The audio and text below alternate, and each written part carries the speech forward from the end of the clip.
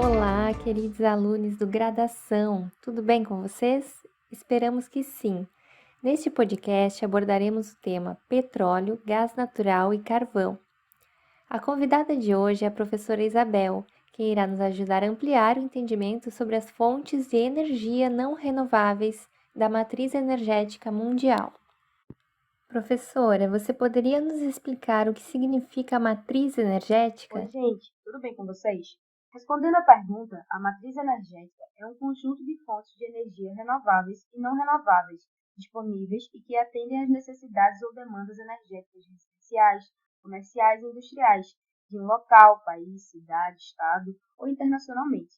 O petróleo e seus derivados, o gás natural e o carvão mineral são fontes de energia não renováveis que, segundo dados da Agência Internacional de Energia, em 2018, juntas, são responsáveis por cerca de 80% da matriz energética mundial. Estas fontes representam 86% das fontes de energia não renováveis que utilizamos. Além disso, conforme o balanço energético de 2019 realizado pela empresa de pesquisa energética, essas fontes ocupam em torno de 52% da matriz energética. Professora Isabel, como o petróleo é formado e qual a sua composição original? O petróleo é um produto da decomposição de fósseis de plantas, algas e bactérias soterrados há milhões de anos, em áreas marítimas, também chamadas de offshore, ou terrestres, chamadas onshore. A formação do petróleo em região de pré-sal se deve à formação geológica, quando rochas sedimentares se acumularam com a separação dos atuais continentes americano e africano, a mais de 7.000 metros da superfície do mar, há cerca de 150 milhões de anos. À medida que os continentes se distanciavam, materiais orgânicos se acumularam nesses espaços, e juntos as rochas sedimentares foram cobertas pelas águas do Oceano Atlântico. Uma camada de sal foi se formando sobre essa região, o que contribuiu para o confinamento do material orgânico e sua decomposição. Hoje, a camada de sal atinge uma espessura de 2.000 metros. A composição elementar principal do petróleo se dá por carbono e hidrogênio, elementos presentes nas estruturas de compostos orgânicos, os hidrocarbonetos. No entanto, outros elementos são encontrados no óleo cru, tais como enxofre, nitrogênio, oxigênio e metais. Isso dependerá de como se deu a formação do óleo, tanto no sentido de materiais que sofreram decomposição, quanto das condições físicas, biológicas e químicas das rochas sedimentares. A partir da rocha geradora, o petróleo migra para outra rocha, porosa e permeável, a qual suporta esse material. Por isso, a chamamos de rocha reservatório. Acima disso, existe outra formação rochosa, denominada de rocha selante, que, em função de sua impermeabilidade, permite que esse óleo fique armazenado em uma espécie de armadilha. O óleo cru fica entre gás natural e água salgada nas rochas reservatórias. Isabel, como é o processo de extração do petróleo? Antes de realizar a extração do petróleo, é realizada a etapa de prospecção, na qual geólogos e geofísicos estudam o subsolo a fim de localizar regiões favoráveis à exploração. Em seguida, ocorre a etapa de perfuração das estruturas geológicas, que podem ser offshore ou onshore, utilizando um conjunto de operações e atividades. Por fim, é procedida a extração do petróleo, utilizando o sistema de bombeamento. E após a extração das jazidas, esse combustível já pode ser utilizado? Ainda não. Após a extração do óleo cru nas plataformas, é necessário que ocorram vários tipos de tratamentos, como o tratamento primário, para separar as fases gasosa, oleosa e aquosa. Para isso, a mistura é pré-aquecida e passa por um separador trifásico, no qual escoa e pelo choque em placas a mudanças de direção e velocidade da mistura, ocorrendo assim a separação da fase aquosa, mais densa, que fica no fundo do separador. O gás sai por uma região superior do separador e o óleo é escoado por outro orifício. No entanto, posterior a essa etapa rudimentar, cada fase ainda possui uma pequena fração contaminante de outras fases. Portanto, há o tratamento do óleo, a qual atravessa um campo elétrico que desestabiliza a emulsão da água em óleo, o que promove a separação da água. O tratamento do óleo se dá por meio de compressões, condensação e agente absorvente de água a fim de desidratar o gás. Decorrida a extração e o tratamento primário, o petróleo cru é transportado para terminais, onde são armazenados e distribuídos por meio de oleodutos, terrestres ou marítimos, às refinarias. Professora, como são os processos de separação nas refinarias de petróleo? Nas refinarias, o petróleo cru é separado em frações por meio de um processo físico-químico. A separação inicia quando o petróleo é submetido a uma destilação fracionada. Essa separação é possível quando o petróleo é pré-aquecido e injetado em uma torre de destilação, na qual haverá uma separação das frações por diferença de temperatura de ebulição. As frações mais leves são evaporadas e seguem para a região superior da coluna. As intermediárias alocam-se no meio da coluna e as mais pesadas no fundo da torre. Essas frações se diferenciam em relação às suas temperaturas de ebulição pelo tamanho de suas cadeias de carbono. Logo, as cadeias maiores apresentam maiores temperaturas de ebulição, e o contrário também é verdadeiro.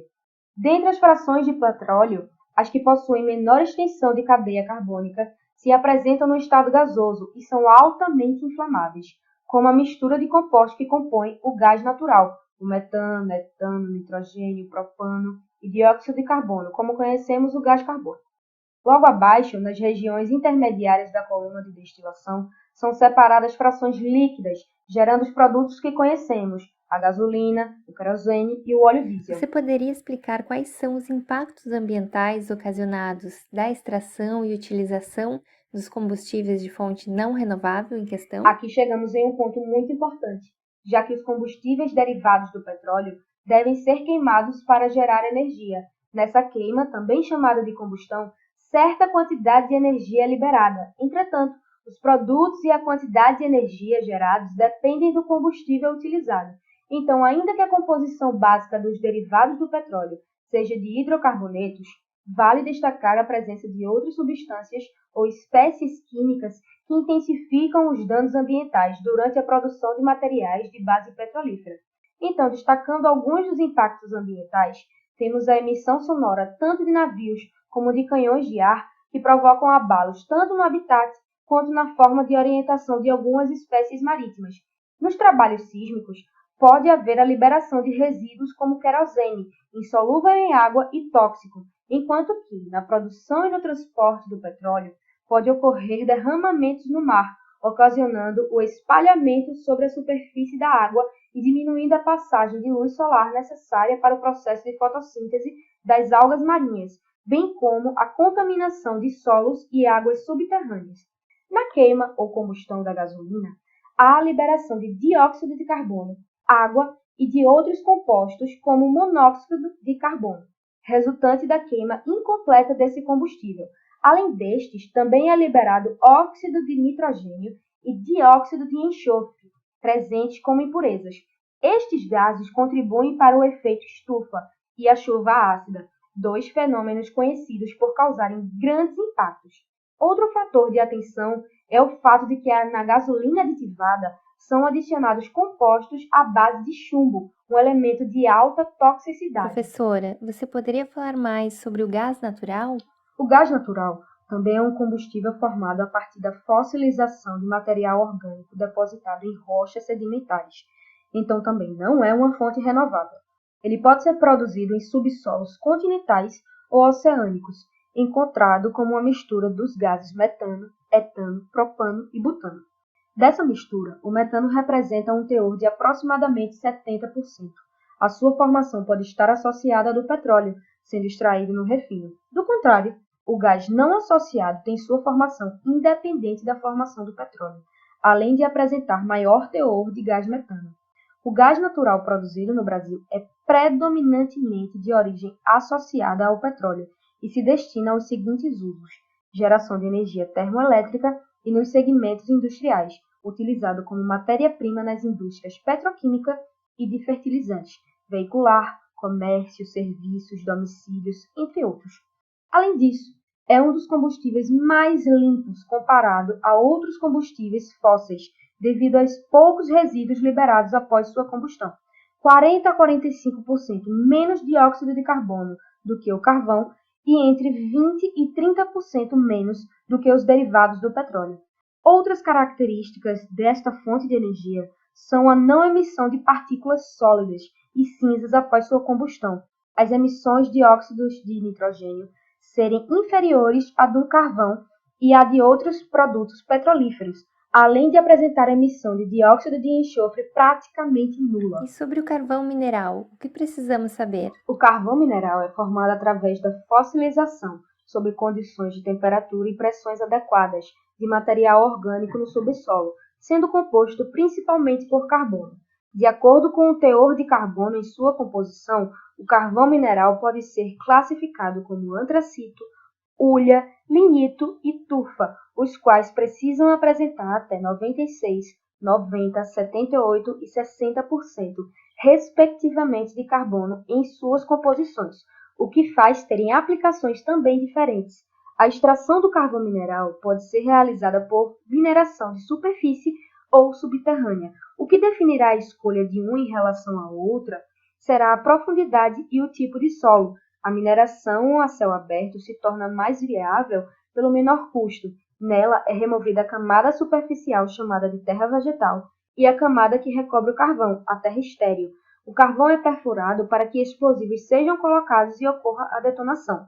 Já na mineração subterrânea, é a forma mais utilizada no mundo, onde a operação ocorre através de tubos inclinados, pelos quais os operários, materiais, equipamentos, o ar e a retirada do carvão ocorrem.